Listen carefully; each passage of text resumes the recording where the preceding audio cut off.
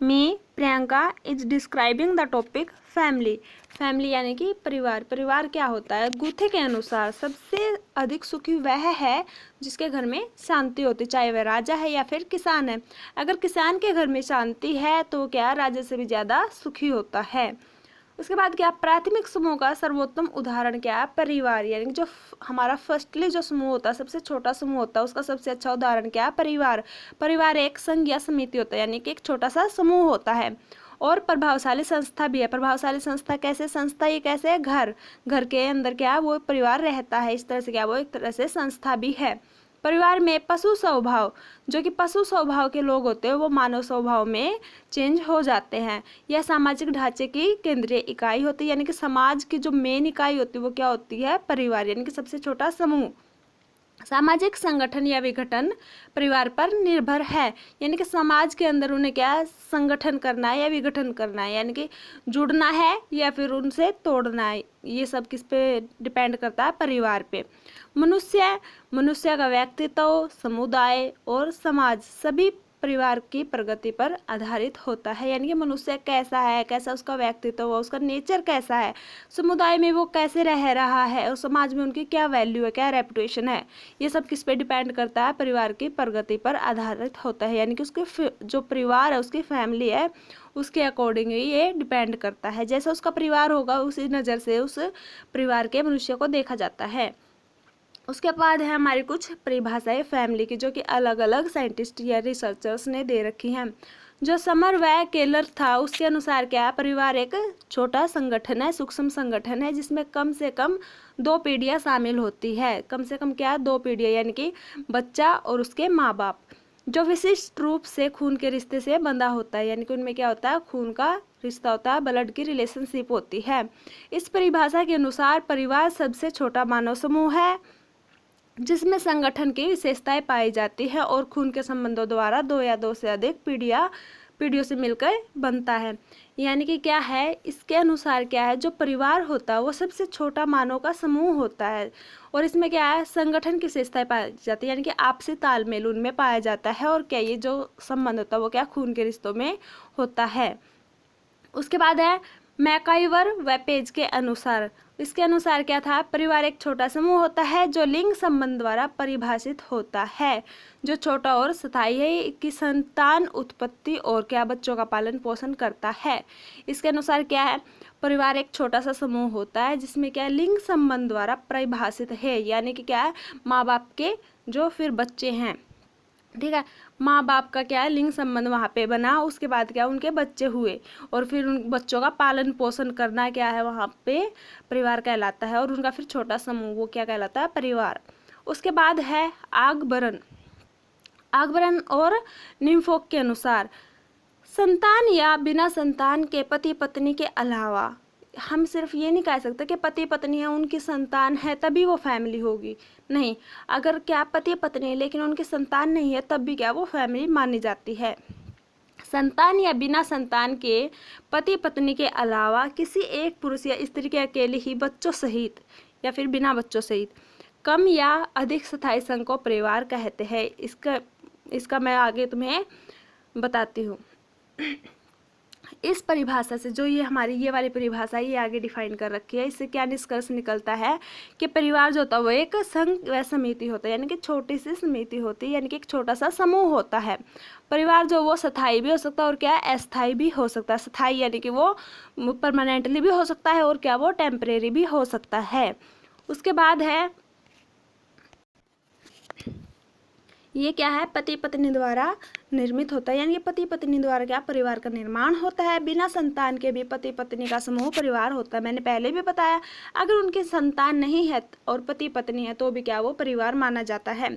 बच्चे परिवार में सम्मिलित होता है। अगर क्या पति पत्नी के बच्चे हैं तो वो भी क्या परिवार के अंदर ही सम्मिलित होते हैं, उसी को ही परिवार कहते हैं मेनली। केवल पुरुष और उसके बच्चों को भी परिवार कहा जा सकता है। जैसे क्या उसकी पत्नी है, पुरुष की अगर उसकी डेथ होगी किसी कारणवश से, उसका जो बच्चे हैं और जो पुरुष है वो साथ में रह रहे हैं तो उसको भी हम क्या है? फैमिली बोलते हैं।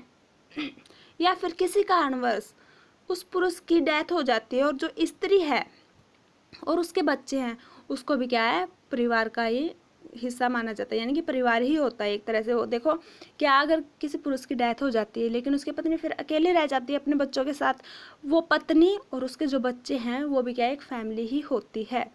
विधवा स्त्री के यदि संतान नहीं है, देखो अकेली रहेगी वो, अकेला इंसान कभी भी परिवार नहीं होता। विधवा स्त्री के यदि संतान नहीं है तो उसे क्या है, परिवार नहीं कहते। इसी तरह से अगर अकेला पुरुष है जिसकी पत्नी की मृत्यु हो चुकी है, उसकी कोई संतान नहीं है, तो उसे भी हम परिवार नहीं कहते। उसके बाद है वोगा डर्स के अनुसार। इसके अनुसार क्या था, परिवार एक छोटा सामाजिक समूह होता है जो एक माता पिता या अधिक बच्चों से निर्मित होता है। इसमें क्या होता है, एक छोटा सा परिवार होता है जिसमें माता पिता और उसके एक या एक से अधिक बच्चे होते हैं। उसमें उत्तरदायित्व समान रूप से बांटा जाता है, यानी कि जो उत्तरदायित्व होता है सारे के सारे जितने भी उनके बच्चे हैं, एक है, दो है, तीन है, जितने भी उनके बच्चे हैं तो उनको क्या बराबर के हिस्से दिए जाते हैं।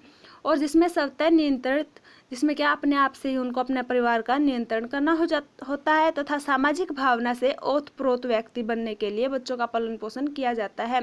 यानी कि सामाजिक भावना से भरा हुआ, ओतप्रोत क्या होता है, भरा हुआ व्यक्ति बनने के लिए क्या है, उसको बच्चों का पालन पोषण किया जाता है।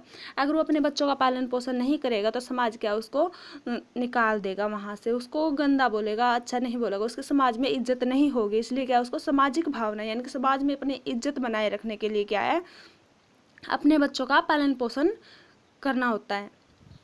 और कुछ उनके इंटरनल भी होते हैं कि उनको क्या है, इमोशंस होते हैं, उनको अपने बच्चों का पालन पोषण करना होता है। उसके बाद है परिवार की विशेषताएं, यानी कि कैरेक्टरिस्टिक्स ऑफ फैमिली। ये हमारी सामान्य और असामान्य, यानी कि जो हमारे सामान्य होते हैं उनको हम जनरल कैरेक्टरिस्टिक बोलते हैं, और असामान्य यानी कि विशिष्ट, असाधारण विशेषताएं जिसको हम डिस्टिंक्टिव कैरेक्टरिस्टिक्स बोलते हैं, ये हमारे दो में है।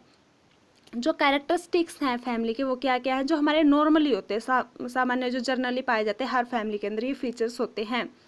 जो फैमिली होती है वो क्या, उसके मीटिंग रिलेशनशिप, यानी कि सहयोगी, यानी कि जो मैन और वुमेन है वो क्या है, यानी कि जो वहाँ पे कपल्स हैं वो क्या करेंगे, मेटिंग रिलेशनशिप, यानी कि उनके अंदर क्या है, फिजिकल रिलेशनशिप उनमें देखने को मिलती है। उसी के कारण क्या उनके बच्चे होते हैं फिर बाद में। उसके बाद क्या है, बेस्ड ऑन मैरिज, ये क्या मैरिज पे भी, जब मैरिज होगी तभी तो क्या उनकी मीटिंग होगी और वहाँ पे क्या रिलेशनशिप बनेगी, तभी क्या उनके बच्चे होते हैं और फिर फैमिली आगे ग्रो अप करती रहती है। उसमें क्या है, मैरिज भी होती है।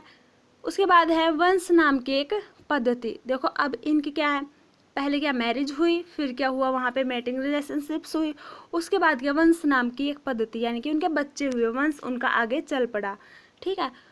उसके बाद है आर्थिक व्यवस्था। आर्थिक व्यवस्था यानी कि वहाँ पे पैसा, ठीक है, आर्थिक satisfy economic needs of its member, यानी कि पैसा, उनकी जो अर्थव्यवस्था है, अगर किसी को घर में जितने भी पैसे चाहिए होते हैं, जो भी ज़रूरतें होती है, वो जो उनका हेड होता है उसको वहाँ पे उनको देना होता है और अपना घर का खर्चा चलाना होता है।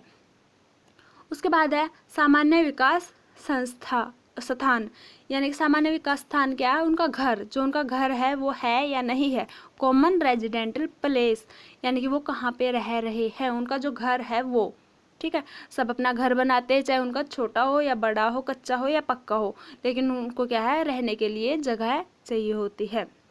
और क्या है, हैव नॉन डिस्टेंट, इसमें क्या होता है, जो हर परिवार होता है उसमें क्या है, सभ्यता का भी होना बहुत ज़रूरी होता है, यानी कि एक दूसरे के वहाँ पे मानने वाले होने चाहिए। ये नहीं है कि फैमिली में एक दूसरे की तो कोई मान ही नहीं रहा और वो फैमिली चल जाएगी, नहीं, वहाँ पे लड़ाई झगड़े होंगे जिसकी वजह से वो परिवार बिखर सकता है। इसको मेंटेन करने के लिए क्या वहाँ पे सभ्यता का होना बहुत ज़रूरी होता है। एक बार और करवा देती हूँ मैं आपको, general characteristics of a family. इसमें क्या होता है, सबसे पहले तो क्या होगा, बेस्ड ऑन मैरिज, पहले क्या होगी, मैरिज होएगी, यानी कि एक घर की किसी और घर से, प्रजाति वही होती है, किसी और घर की लड़की से शादी हो जाती है लड़के की, ठीक है, तो उससे क्या होएगा, उनकी रिलेशनशिप बनेगी और रिलेशनशिप बनने के बाद क्या, उनके वंश नाम की पद्धति चलेगी, यानी कि उनके बच्चे होंगे। उसके बाद क्या होगा, अब जो बच्चे हुए हैं उसके लिए क्या, उनको इकोनॉमिकली भी देखना पड़ता है, आर्थिक व्यवस्था को सुधारना पड़ता है, यानी कि बच्चों का पालन पोषण करने के लिए पैसे की ज़रूरत होती है, उनकी नीड्स पूरी करनी होती है। और साथ के साथ में क्या है, कॉमन रेजिडेंटल पैलेस, यानी कि उनको रहने के लिए भी जगह देनी होती है। और उसके बाद क्या है, हैव नॉन डिसेंट्स, उनको क्या, सभ्यता के बारे में भी पता होना चाहिए ताकि उनकी फैमिली जो वो अच्छे से चल सके। उसके बाद कुछ विशिष्ट विशेषताएं यानी कि डिस्टिंक्टिव कैरेक्टरिस्टिक्स। इसमें क्या आता है? सबसे पहले सार्वभौमिकता यानी कि यूनिवर्सलिटी। यूनिवर्सलिटी क्या होता है? विषयों संबंधी। जो भी फैमिली का हेड होता है या फिर कोई और होता है, उनको क्या है? विषयों से संबंधित यानी कि पूरे संसार के बारे में पता होना चाहिए, ताकि वो अपने बच्चों को उनकी शिक्षा दे सके। उसके बाद है इमोशनल बेसिस यानी कि भावात्मक आधार पे। भावात्मक यानी क्या? उनके अंदर जो इमोशंस होते हैं वो फुल होने चाहिए, यानी कि जो पेरेंट्स है वो क्या बच्चों के प्रति उनके इमोशंस होने चाहिए, और बच्चों के जो है पेरेंट्स के प्रति इमोशंस होने चाहिए, ताकि घर बिखरे ना और वो क्या इंटरनल अटैचमेंट उनके बीच में रहे। उसके बाद है निर्माणशील प्रभाव यानी कि फॉर्मेटिव इन्फ्लुएंस। उनको जो निर्माणशील प्रभाव होते हैं, इसमें क्या होता है? एक्सपीरियंस, उनका एक्सपीरियंस देखा जाता है। जो भी फैमिली का हेड है उसको कितना एक्सपीरियंस है अपने फैमिली को बनाए रखने में, उसकी फैमिली कितनी बनी हुई है और कितने उसमें क्या बिखर रही है, वो ये उसको मेंटेन करने के लिए उसके पास एक्सपीरियंस होना चाहिए। ये सारा इसके अंदर आता है। उसके बाद है सीमित आकार। जो फैमिली होती है उसका साइज, ये ना हो कि साइज बहुत बड़ा हो जाए और उसमें क्या फिर एक दूसरे के झगड़े होते रहे। अगर कभी झगड़ा होता है बड़ी फैमिली के अंदर तो क्या उसको न्यूक्लियर फैमिली बना दिया जाता है। जैसे फैमिली में बहुत ज़्यादा मेंबर हो जाते हैं तो उसका क्या है? उसका साइज जो वो छोटा कर दिया जाता है। उसके बाद क्या है? सामाजिक ढांचे में केंद्रीय स्थिति यानी कि जो भी सोशल स्ट्रक्चर है यानी कि सोसाइटी के अंदर उनकी जो परिवार है यानी कि फैमिली है उसकी क्या स्थिति है, उनकी इज्जत कितनी की जाती है वहाँ पे, कितनी नहीं की जाती, ये सारा इसके अंदर आता है। उसके बाद है सदस्यों का उत्तरदायित्व यानी कि जो रिस्पॉन्सिबिलिटी है ऑफ मेंबर्स। जो भी फैमिली है, फैमिली में क्या हर एक मेंबर की अपनी अपनी रिस्पॉन्सिबिलिटी होती है, उसका हर एक का क्या अपना अपना उत्तरदायित्व होता है कि तेरा ये काम है, तुझे ये करना है, तुझे ये करना है, तुझे बाहर का काम करना है, तुझे घर का काम करना है, तुझे कमा के लाना है, तुझे ये करना है। मतलब जितने मेंबर होते हैं उनका हर एक का क्या अलग अलग रिस्पॉन्सिबिलिटी होती है और उन सबको वो रिस्पॉन्सिबिलिटी मेंटेन भी करके रखनी पड़ती हैं। उसके बाद है सोशल रेगुलेशन, सामाजिक विधान। इसमें क्या होता है कि सोसाइटी के अंदर उन्हें क्या अपने घर की इज्जत बनाए रखनी होती है, अपने घर का लेवल जो होता है वो मेंटेन करके रखना होता है। उनके स्थायी और अस्थायी प्रकृति, इसमें वो आता है permanent and the temporary nature, यानी कि उनकी फैमिली जो है वो समाज में परमानेंटली अच्छे से टिकी हुई है या फिर अभी अभी जस्ट अभी नहीं ही उसकी क्या है टिकाई हुई है वहाँ पे, यानी कि वो क्या है पहले से ही उनका समाज में अच्छा बिहेव रहा है या नहीं, उनका कैसा वहाँ पे था। अगर स्टार्टिंग से ही उनका अच्छा बिहेव चलता आ रहा है तो वो क्या परमानेंटली के अंदर आते हैं, और क्या अगर बीच में आके उनका टूट जाता है वो क्या टेम्परेरी के अंदर आ जाते हैं। उसके बाद है हमारा हिंदू परिवार। हिंदू परिवार संगठन की निम्न विशेषता, यानी कि जो हिंदू फैमिली होती है उनकी कुछ विशेषताएं यहाँ पे है। जो हिंदू फैमिली होती है वो क्या जॉइंट फैमिली होती है मेनली, यानी कि उसमें क्या दादा परदादा उनके क्या माता पिता अंकल आंटी बुआ ये सब होते हैं और उनके सबके बच्चे, यानी कि उनकी जो फैमिली होती है वो क्या जॉइंट होती है, वो न्यूक्लियर नहीं होती, क्या मेनली तो क्या होती है वो जॉइंट ही होती है। उसके बाद है रिलीजियस ड्यूटी, यानी कि जिसमें वो फेथ करते हैं, जिस भगवान को वो मानते हैं, धार्मिक जो उनकी चीज़ें हैं उनमें क्या वो अपना कर्तव्य निभाते हैं, सारी धार्मिक चीज़ों को वो अपनाते हैं। बड़े बूढ़ों का सम्मान करते हैं, रिस्पेक्ट करते हैं अपने बड़े बूढ़ों की। और क्या उसके बाद पितर सत्तात्मक परिवार, यानी कि इसमें क्या होता है जो उनके पितर वगैरह होते हैं यानी कि जो मर चुके होते हैं उनकी भी वो पूजा पाठ करते हैं, उनके तरफ भी वो क्या पॉजिटिव एटीट्यूड रखते हैं, यानी कि पॉजिटिवली उनकी पूजा पाठ करते हैं। उसके बाद है महत्वपूर्ण पूजा पाठ भी करते हैं और उनकी रिस्पेक्ट भी करते हैं। उसके बाद है महत्वपूर्ण प्राथमिक समूह के रूप में एज एन एम्पार्टमेंट प्राइमरी ग्रुप, यानी कि क्या है जो अगर वो क्या सबसे पहले प्रायोरिटी किसको देंगे अपनी फैमिली को देंगे। अगर कोई भी उनकी फैमिली के बारे में कुछ भी कह देता तो उनसे वह सहन नहीं होता और क्या उसको उसी टाइम पे उसका जवाब पलट के दे देते, क्योंकि क्या है वो सबसे पहले प्रायोरिटी किसको देते हैं अपनी फैमिली के उसमें प्रायोरिटी देते। अगर उनसे कोई कह देता है कि तू अपनी फैमिली को चूज करेगा या फिर बाहर पैसे को चूज करेगा या फिर बाहर कोई मकान दे रहा है उसको चूज करेगा, किसको तू चूज करना चाहेगा, किसको तू अपना पहले मानेगा, तो वो क्या है सबसे पहले अपनी जो प्रायोरिटी होती है वो कहेगा कि मुझे अपनी फैमिली के साथ जाना है, मुझे कोई मकान नहीं चाहिए, मुझे कोई पैसे नहीं चाहिए, मुझे कोई बड़ी चीज़ नहीं चाहिए। वो क्या सबसे पहले प्रायोरिटी अपनी फैमिली को देता है। उसके बाद है पारिवारिक विघटन की कम संभावनाएं, यानी कि जो परिवार टूटना होता है उसकी क्या कम संभावनाएं होती है, उनमें इमोशनल अटैचमेंट बहुत अच्छे से होती है और अपने परिवार में एक दूसरे का ख्याल भी रखते हैं। इस तरह से उनकी जो फैमिली होती है वो अच्छे से टिकी रहती है, उसके बिखरने के चांसेस कम होते हैं। अगर कोई एक दो इंसान, अगर जैसे जॉइंट फैमिली है, अगर एक दो इंसान अगर कोई गलती कर भी देता है तो उनके जो बड़े बूढ़े हैं उस गलती को सुधारते हैं, उनको कहते हैं और उनको डांटते फटकारते भी हैं, जिसकी वजह से क्या जिसने गलती किया वो अपनी गलती मान लेता है और इस तरह से क्या परिवार बिखरने से बच जाता है। इस तरह से क्या परिवार विघटन की कम संभावनाएं होती हैं।